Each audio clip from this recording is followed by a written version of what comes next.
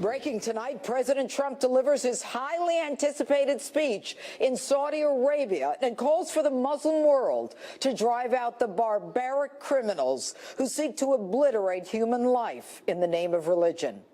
Hello and welcome to this special Sunday edition of Justice. I'm Judge Jeanine Pirro. Thanks for being with us tonight. Overwhelmingly positive reaction pouring in from across the nation and the world after the president delivers a landmark address to the leaders of more than 50 Muslim majority nations. Ahead tonight on Justice, reaction and analysis from Muslim scholars, military experts, lawmakers, and a Pulitzer Prize winning reporter who also lived in the Middle East. But first, President Trump on the choice he believes the Muslim world must now make. Terrorism has spread all across the world, but the path to peace begins right here on this ancient soil in this sacred land. America is prepared to stand with you in pursuit of shared interests and common security. But the nations of the Middle East cannot wait for American power to crush this enemy for them. The nations of the Middle East will have to decide what kind of future they want for themselves, for their country, and frankly, for their families and for their children. It's a choice between two futures, and it is a choice America cannot make for you. A better future is only possible if your nations drive out the terrorists and drive out the extremists. Drive them out.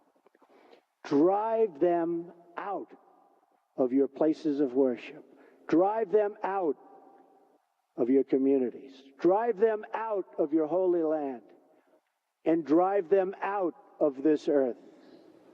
Joining me now, Muslim scholar and author of In the Land of Invisible Women, a female doctor's journey in the Saudi kingdom, Dr. Kanta Ahmed. All right, doctor, thanks so much for being with us. You know, drive them out, drive them out. Also, it is a choice America cannot make for you. What was the message of the president? Overwhelmingly, the message is that the president understands we have inside Islam a profound and dangerous ideology, Islamism, and it is for Muslims to eliminate it, to evict it and abandon it. But the United States is supporting us. It was one of the most remarkable speeches that I think you and I are ever going to see in our lifetimes. This is a once-in-a-generation event. What do you think of the way it was received in the Middle East? How do you think all of those 50 Muslim leaders reacted to this president's speech? I think they were hanging on his every word, dazzling. It went far beyond my expectations. Some of the language he spoke to us as Muslims think. He talked about those who honor God. He talked about the soul, the fate of the soul when innocent young people are lured into extremism, the condemnation of the soul. He talked about restoring values to humanity that are universal and absolutely precious in Islam, and that he had the courage to do that at the epicenter of Islam, of course not Mecca, but symbolic, with the custodian of the two holy sites of Islam right there, is astonishing.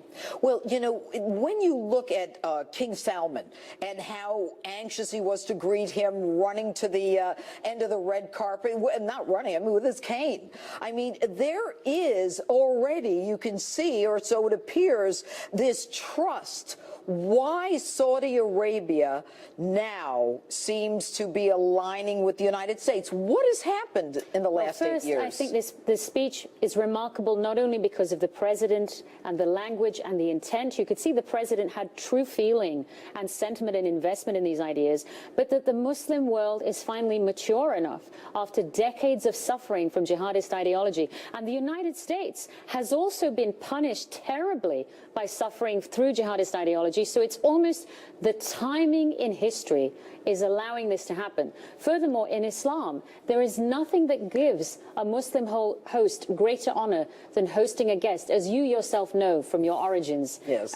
So it was just remarkable. Well, and you know, it was remarkable listening to the president describe Saudi Arabia and the fact that he had heard so much about it, but it was their graciousness, it was the beauty of the country, and clearly there was a connection. But is this the beginning of the Reformation?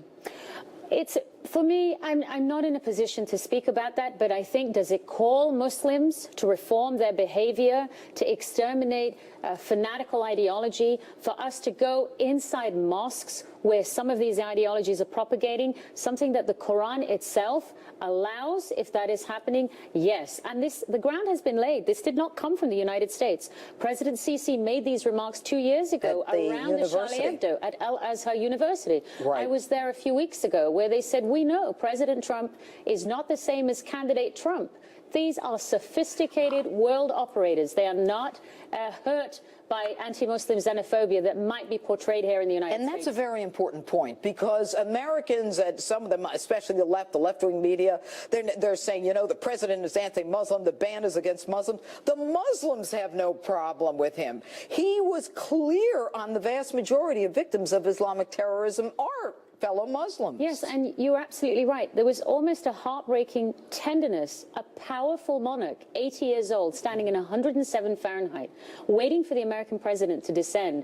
This is the highest mark of honor, but it's not just an honor for the figure of President Trump. It's an honor for the U.S. presidency and an honor for the United States at a time when the United States has been navel-gazing since the election of this president and has lost sight of itself. We can look to the most conflicted region in the world and regain a sense of who we are and our responsibility to the globe. And when the president made it clear that we are not here to teach you how to live or how you should act, or, you know, but instead coming with his wife and his daughter, you know, almost a statement that women come and walk with me, you know, as equals. What's that message? Just impressive. Not just that. I mean, of course, bringing the First Lady, but also bringing his daughter-in-law, who's converted to Orthodox Judaism. His daughter. His daughter, and his son-in-law, who of course is Orthodox Jewish gentleman, is tremendous. It's a mark of, as we are here sitting, symbolizing two different faiths rooted in the Middle East, you and I, so too he brought that with him. It's phenomenal. Well, and of course, this is how we are going to collaborate. And not a single moment was lost on any of those leaders. Him flanked by the King of Saudi Arabia, the King of Jordan, President al-Sisi. All of them, excuse me, hardly am I in that group, all of them are absolutely unified in this approach. Well, it is certainly a different day. It is a speech that every American needs to see. I was just in Egypt, and can I tell you, my Egyptian driver can quote the speeches of Anwar al-Sadat, who brought peace between Egypt and Israel. This is going to be a speech that American children must study and learn, and I myself am going to study. This is historic. All right, Dr. Kanta Ahmed, my friend, thank you for being here. My honor. And joining me now from D.C. with more reaction to the president's speech, Congressman Darrell Issa, a member of House Oversight, Judiciary, and Foreign Affairs. All right, good evening, Congressman. You heard Dr. Kanta, and I am going to ask you pretty much the same question, but with a political angle. What was the difference between President Obama's 2009, I apologize for being an American speech in Cairo, and this speech, and the difference in the acceptance in the Muslim world? 8 years later, after a lecture series, you might say, in Cairo, what we had was a welcoming speech, a speech that said, please join me. We are in this together, and we can solve it. The United States can't solve it. There was a great deal of humility in the speech, basically saying that we will be with you, but ultimately we cannot do it without you. And again, it was a speech of welcoming and opening rather than a lecture. And what do you think of the fact that, you know, President Trump has only been in office 4 or 5 months, and yet this, you know, the establishment of the Financial Targeting Center, the reception, the coordination here, I mean, this doesn't happen overnight. How did the president do this? Well, a couple of things. Some of these were programs that were pent up, waiting to happen. Certainly the Saudis have wanted to re-engage with the United States on U.S. weapons and U.S. security assistance that they pay for. But it wasn't very welcomed with the last administration. Remember, Judge, at the beginning of the last administration, you had hope by the Arabs, by the Muslim world, and by Israel. By the end of the Obama era, all of them had given up on the United States under President Obama. He simply had alienated everybody, including Bibi Netanyahu, who, as you know, he spent money trying to defeat American tax dollars. And so this reopening is about undoing 8 years, but it's beyond that, because it's got to do things that didn't happen under George W. Bush.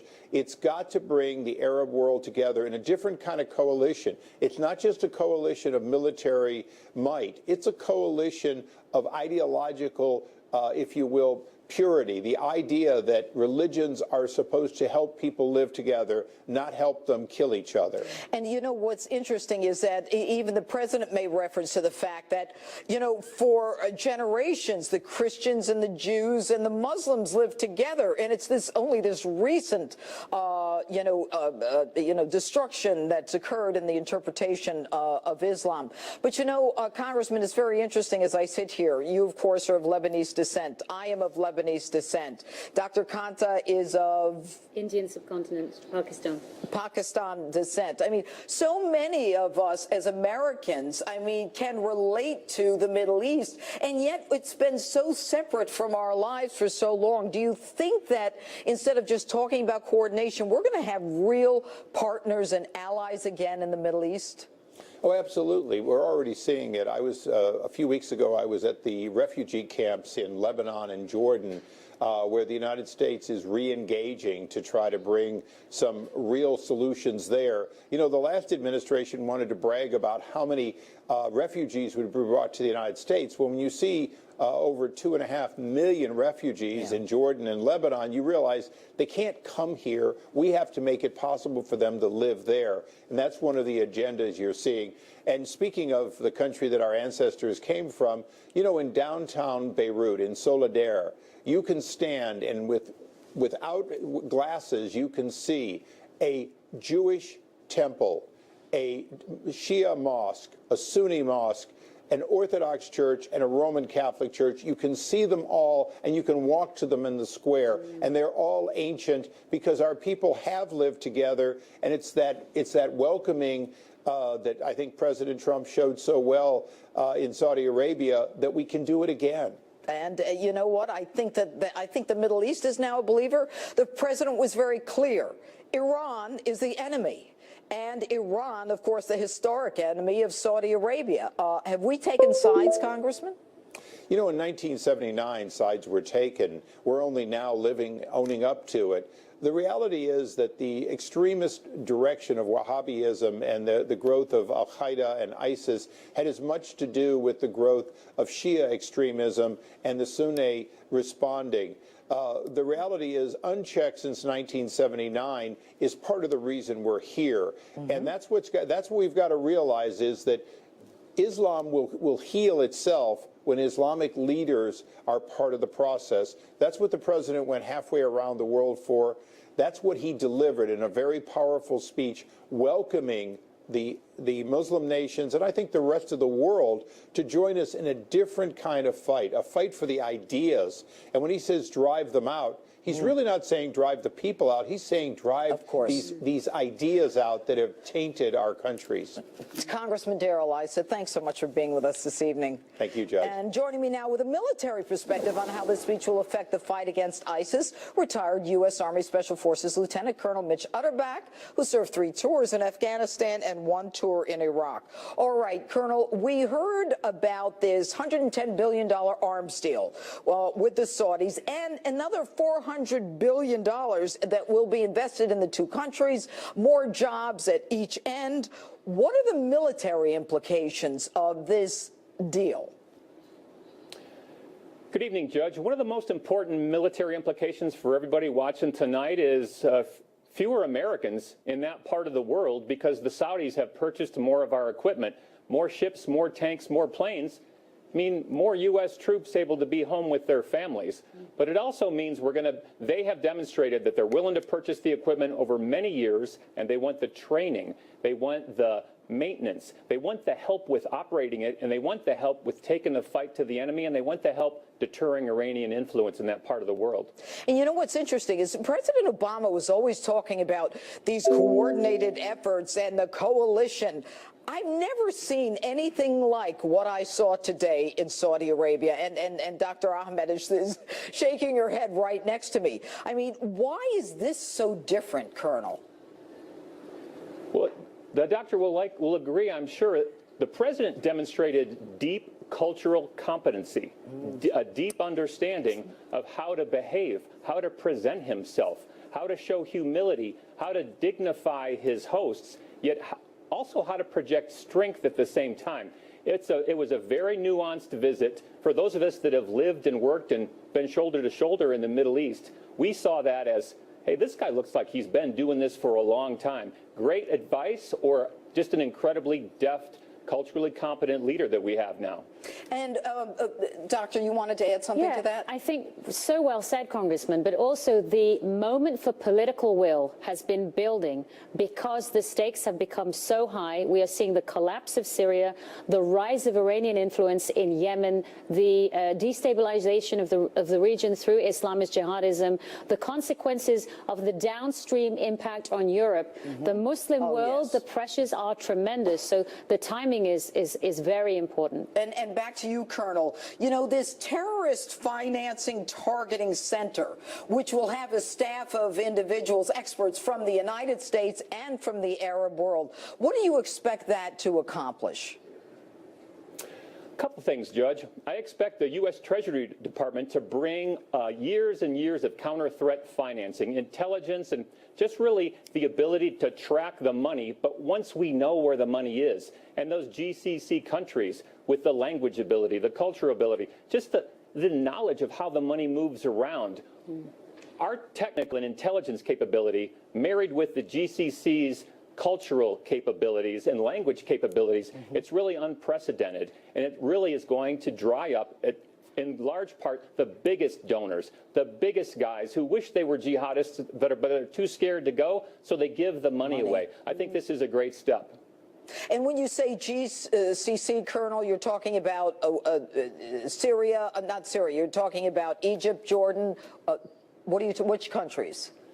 That's the Gulf Cooperation Council, Judge. Saudi Arabia, Qatar, Kuwait, Oman, the United Arab Emirates, and Bahrain. Countries that already have very, very strong military partnerships with the U.S. Now a counter-threat financing partnership. The momentum is building. This is a great sign. All right, Colonel Utterback, thanks so much. And Dr. Kanta Ahmed, thank you so much.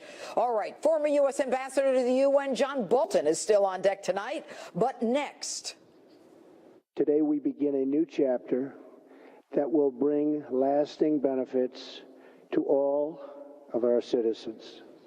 Is the U.S. finally back to leading on the world stage? Dr. Zuhdi Jasser is here with his reaction to President Trump's historic speech. And later, Judy Miller offers a look ahead at what to expect from President Trump's trip to Israel. Justice rolls on in a moment.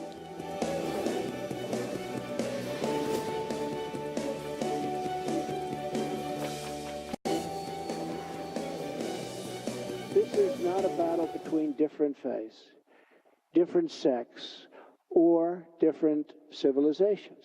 This is a battle between barbaric criminals who seek to obliterate human life and decent people, all in the name of religion. People that want to protect life and want to protect their religion. This is a battle between good and evil. Developing tonight, President Trump boldly stating the battle against terror is not a battle between different faiths, different sects, or different civilizations, but good and evil. Joining me now with a reaction, former U.S. Navy Lieutenant Commander and President of the American Islamic Forum for Democracy, Dr. Zuhdi Jasser. Doctor, good to have you back on Justice. Great to be with you, Judge. Thank you. The speech that the President gave today seems to have reset or rebooted relations between the United States and the Middle East. Can it happen so quickly? Well, certainly this is why he got such a warm welcome. The Sunni world, which is 90% of the Muslim world in the Arab area, has seen 8 years of abandonment. They saw everything dumped at the altar of this fake Iran deal with pallets of billions, hundreds of billions of dollars going into Tehran. Now they see a president who will shore up the coalitions necessary to defeat ISIS. They see a president who will hold them accountable to not only defeating ISIS, but radical Islam. This is why this new Center on Counterterrorism is important, because left unguided, left unled, the Sunni regimes will ultimately feed the ideology like Qatar, Turkey, and Saudi Arabia did in radicalizing the Syrian rebels and others. So this new leadership relationship will hold them accountable, and they welcome that because they need some leadership and guidance. And we're seeing a rebooting of the balance that was stability in the 20th century that was lost in the last 8 years of Obama's surrender. What happened that, as the president indicated, for generations, Christians, Jews, and Muslims lived together in this holy land? What happened that broke that? What was the beginning of the destruction?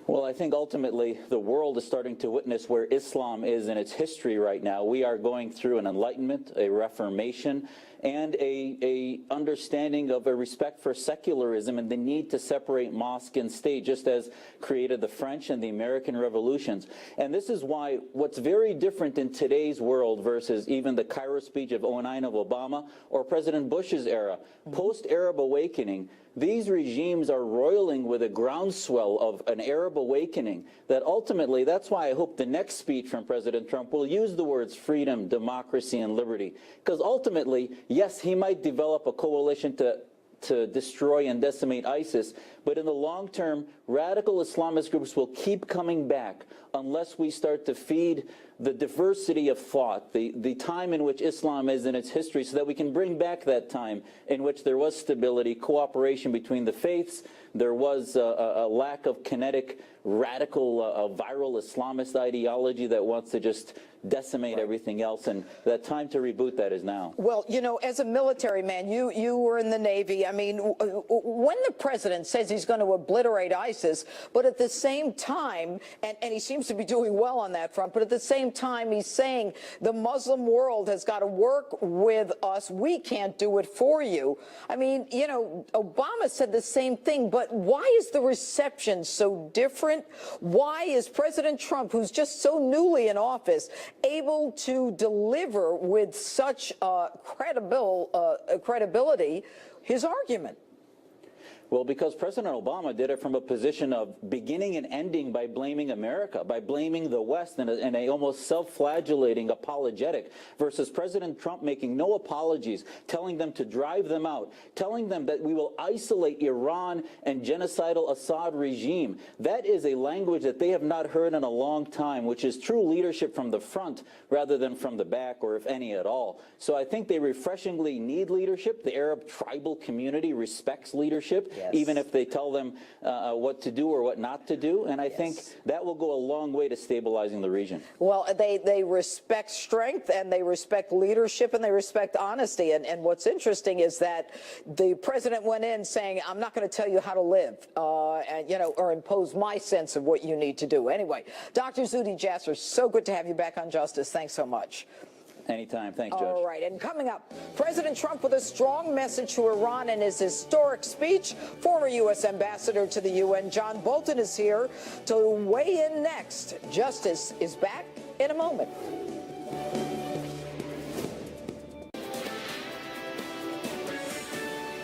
This is a Fox News update. I'm Robert Gray.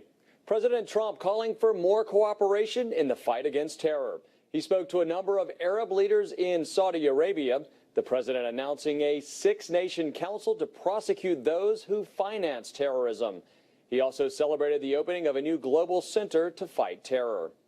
First Lady Melania Trump attending that opening with him.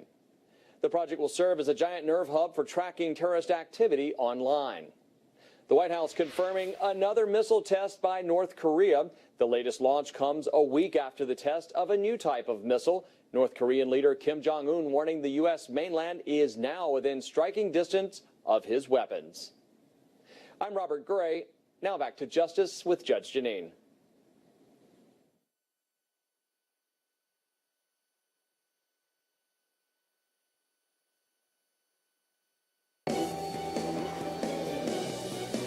Iran funds arms and trains terrorists, militias, and other extremist groups that spread destruction and chaos across the region. For decades, Iran has fueled the fires of sectarian conflict and terror. It is a government that speaks openly of mass murder, vowing the destruction of Israel, death to America, and ruin for many leaders and nations in this very room. President Trump ripping into Iran's government in his historic speech, making it clear they are America's enemy. Former U.S. Ambassador to the UN, Fox News contributor John Bolton joins me now with a reaction to the president's strong words. Good evening, Ambassador. The president made it very clear where the lines of demarcation were. Iran and Syria are our enemy. Let's talk about Iran.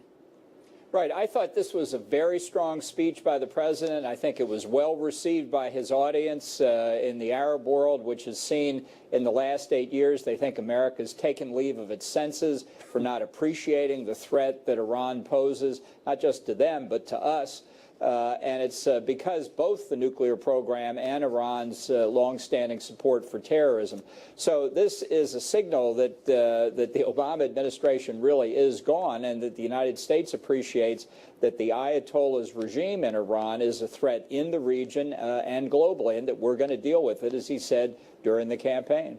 And, you know, when the president talked about Iran, he talked about the fact that, very clear, that we have got to starve terrorists of their territory, their funding, and the false allure of this ideology, and we can defeat them.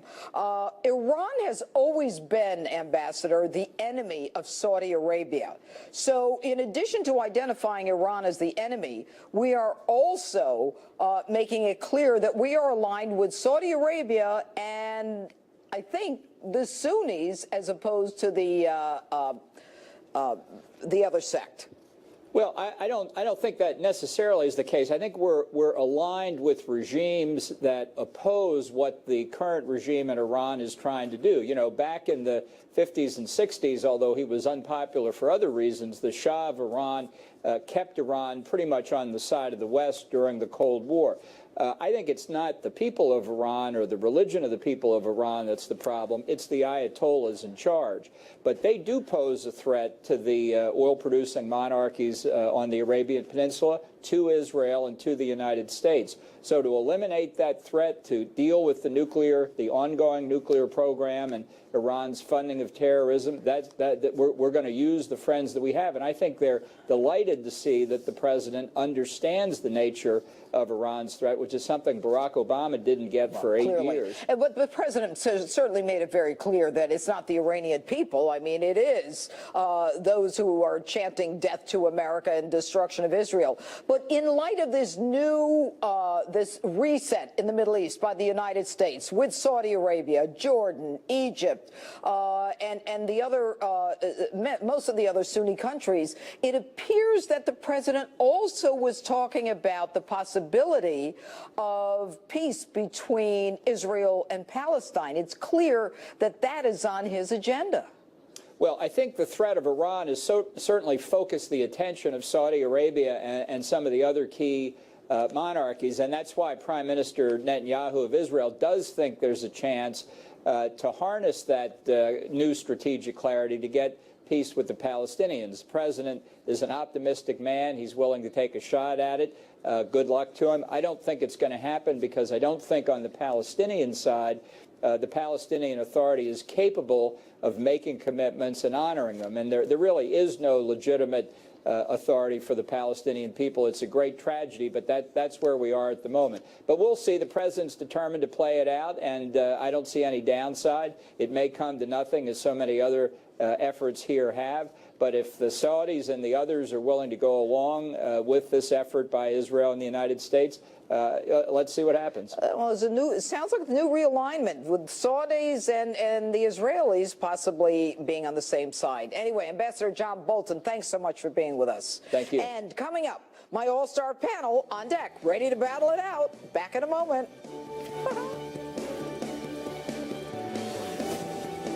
Republican strategist, and Richard Fowler, senior fellow at the Leaders Council. Both are Fox News contributors. All right, I will start with you, Richard. Your reaction to the president's speech in Saudi Arabia?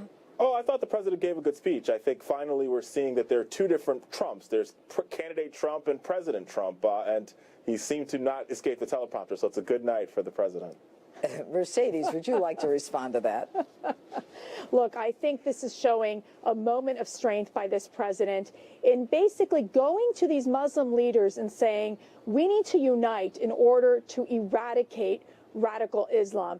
He also talked about the importance of the disastrous mess we have seen because of radical extremism in the region. And also he's sending a very direct message to Iran, clearly by working with Saudi Arabia, by working on this multi-billion-dollar arms deal, basically saying, look, Iran, we're not with you. We are with Saudi Arabia, and taking sides. And I think it's been a very welcoming reception from Saudi Arabia, basically saying this is a new era for relations with these important Muslim countries, and ensuring Richard, that we share this Richard, common why do you think that the president was so well received in the Middle East? Well, I think the reason why he was so well received in Saudi Arabia was he was only talking to one half of the Muslim sect. He wasn't talking to the other half, number one.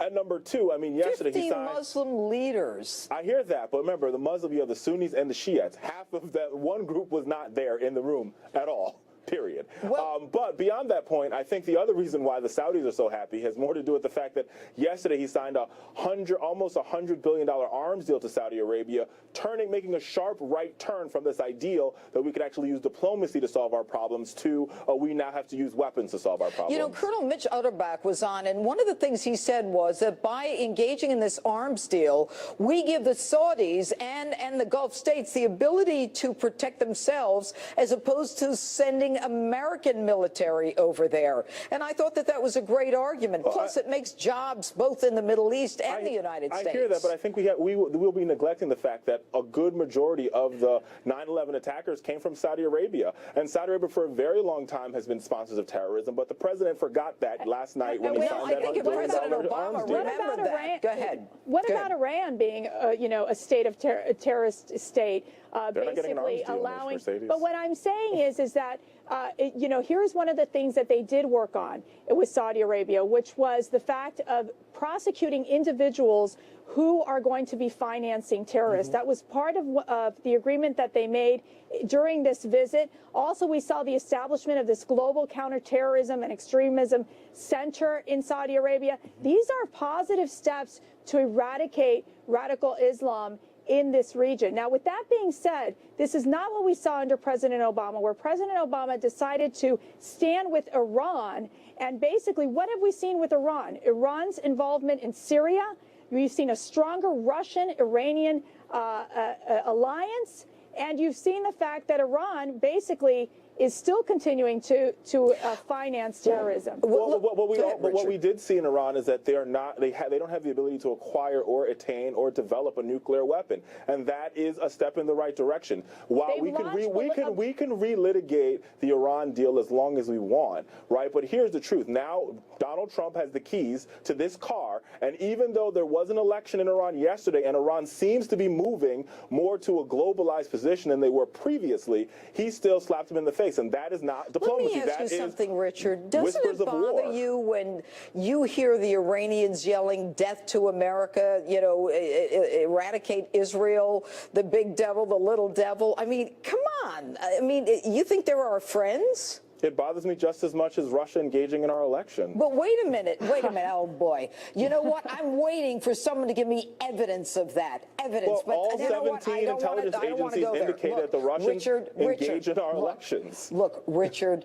the bottom line is that now we've got a president who is allowing the Middle East to get the weapons they need so we don't have to go over there and fight all the time. Can I make one historical point on this point? Every time we've sold the Middle Eastern countries weapons, they've used them against us. In Afghanistan, it was our. That is true. That's not true. In Afghanistan, you're wrong. We gave weapons to the Afghanis. We gave weapons to the Iraqis. Those weapons were used against our men and women. Point blank. Period. Mercedes, I'll let you finish. I just want to say something. There is a point that we have to make clear here, and it is that Israel, and it was actually one of the foreign ministers basically mentioning that they were concerned. They're getting nervous about this close relationship between the United States and Saudi Arabia. We have to be very clear that the one ally who we do need to stand strong with, someone who President Obama did not, is with Israel. And I think that's going to be an important message that President Trump is going to have to deliver when he meets with Prime Minister Netanyahu during his visit to Israel. I think that's an important point to make. It is, they are concerned. Israel is concerned about this close ties with Saudi Arabia. But with that being said, you need to be able to have this communication with Saudi Arabia and these moderate Muslim countries in order to ensure that there's stability in the region. Mercedes Schlapp, Richard Fowler, thanks so much for being with us. Good to be here. And President Trump pushing forward with his first foreign trip. Next stop, Israel. Pulitzer Prize-winning journalist Judith Miller is here to discuss. We'll be right back.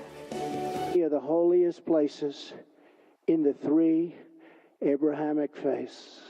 If these three faiths can join together in cooperation, then peace in this world is possible, including peace between Israelis and Palestinians. President Trump's next stop, Israel. Of course, stay tuned to Fox News for full coverage of his arrival in just a few hours. But what can we expect to see from the president's time there? Let's ask my next guest, Pulitzer Prize-winning reporter and Fox News contributor, Judith Miller. All right, good evening, Judith.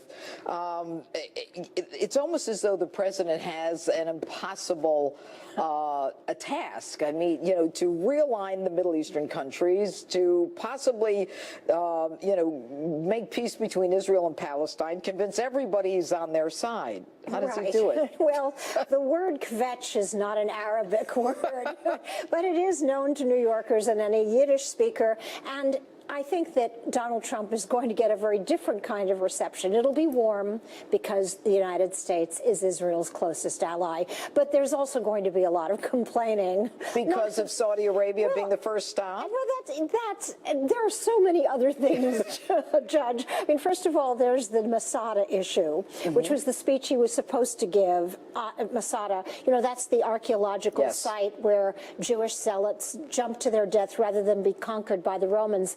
And I guess the Israelis said, that's not a great place to make a speech about peace or prospects. Right. But basically what they said was, we're not going to fly you up to that site. You have to take a cable car. And at that point, the Americans nixed it. So he's going to go to the Western Wall, but then there was the Western Wall flap. And is the wall in Israel or is it in Palestine? And the State Department, of course, got very nervous about calling that.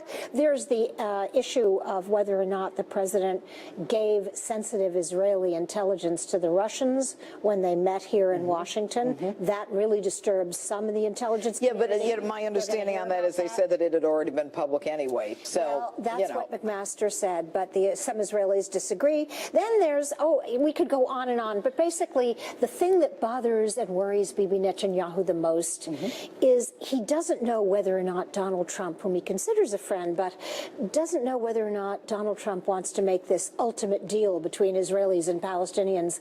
And, that's very dangerous for Mr. Netanyahu, who wants to keep his coalition together. Ultimate deals. Well, look, our president can't impose a deal on them. Exactly. Netanyahu has to be a part of it. So Netanyahu's got nothing to worry about.